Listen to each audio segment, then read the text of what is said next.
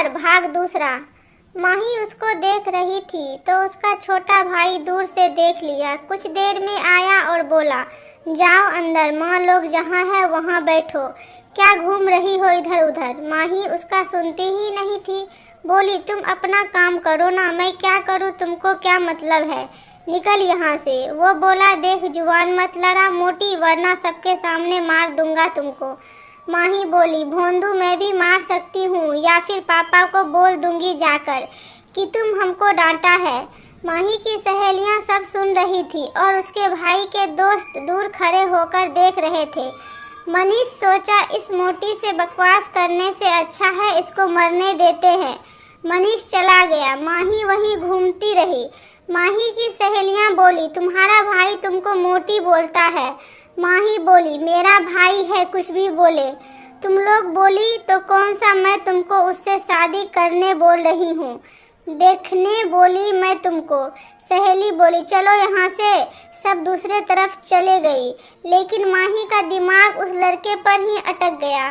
कुछ देर में देखी कि वो लड़का रिया भाभी के पापा से बात कर रहा है।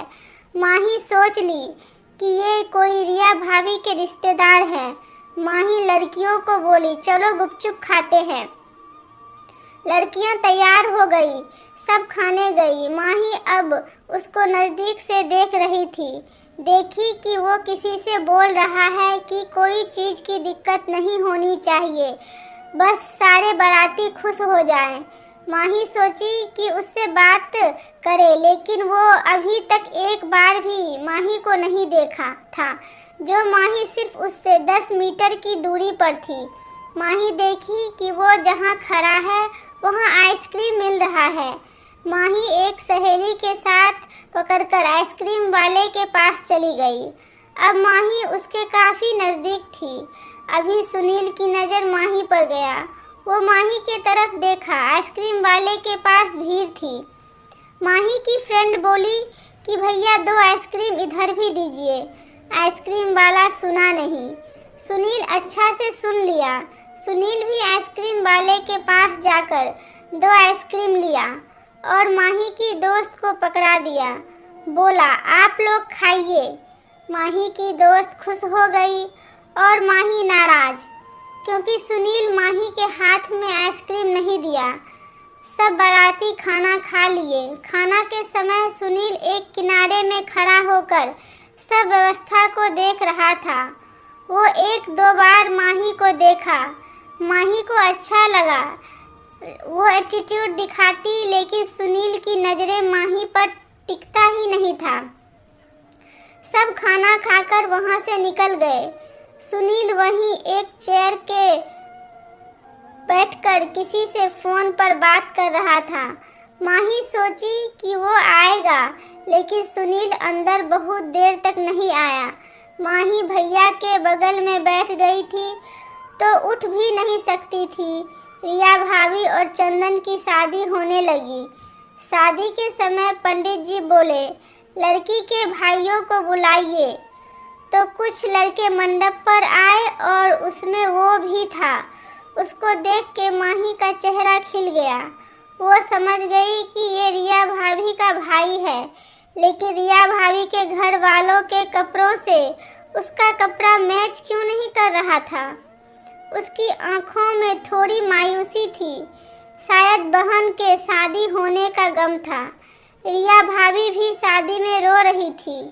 माही को लगा, आज के ज़माने में कौन रोती है शादी में।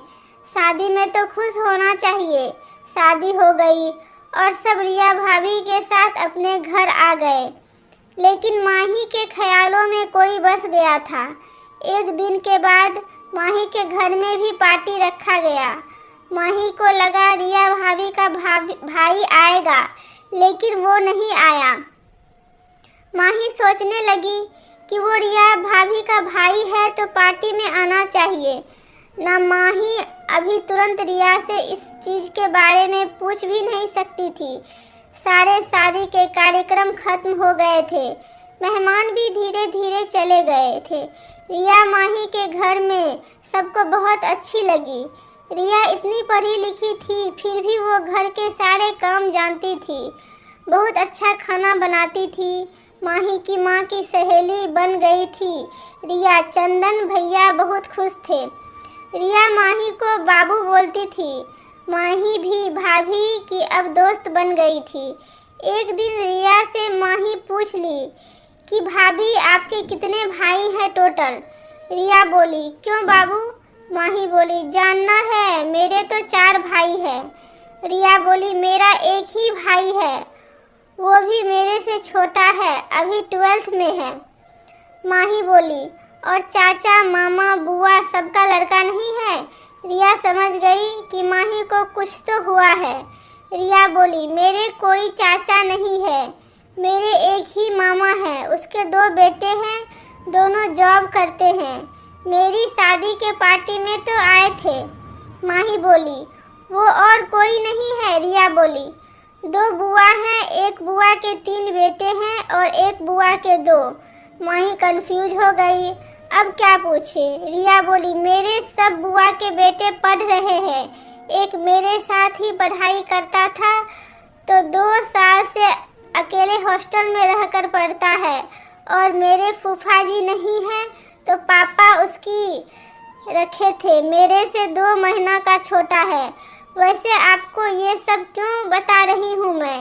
आप अभी कॉलेज में जाती है, कोई पसंद आ गया क्या आपको? माही बोली, नहीं भाभी, ऐसा कुछ नहीं है। रिया बोली, आपकी आंखें कुछ और बता रही है और आपके जुबान कुछ और, क्या बात है, बोलिए। माही बोली, भाभी प्रॉमिस कीजिए कि आप किसी को नहीं बताइएगा, बड़े भैया को भी नहीं। रिया बोली, नहीं बताऊंगी, बोलिए।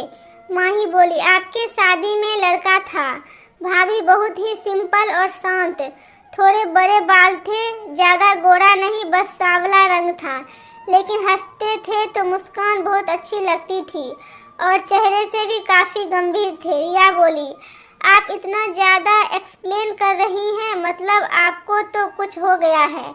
माही बोली, नहीं भाभी, बस मुझे जानना है कि कौन थे वो।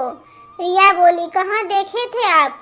माही बोली, वो शायद खाना का ही व्यवस्था देख रहे थे, बाद में आपके भाइयों को बुलाया था तो वो भी शादी वाले मंडप पर आए थे। रिया बोली, ऐसा कोई मेरा भाई नहीं है। माही बोली, भाभी वो कपड़े बहुत ही साधारण पहने थे, देखने में लग रहे थे जैसे गांव के हैं। रिया बोली, पापा को पूछना पड़ेगा, वैसे मेरे बुआ के बेटे हैं, जैसे आप बोल रही हैं वैसा, पर वो साधारण। माही कपड़े नहीं पहनता है, आपको कुछ बोला था क्या? बोली, नहीं भाभी, वो मुझे बहुत अच्छे लगे, शहर में वैसा लड़का नहीं मिलता है ना भाभी। रिया बोली, ठीक है, पापा से पूछेंगे कि खाना के व्यवस्था कौन देख रहा था। माही बोली, मेरे बारे में कुछ मत बोलिएगा भाभी, अभी पूछिए ना पापा को। आगे की कहानी अगले पार्ट में आएगा। Thank you for watching.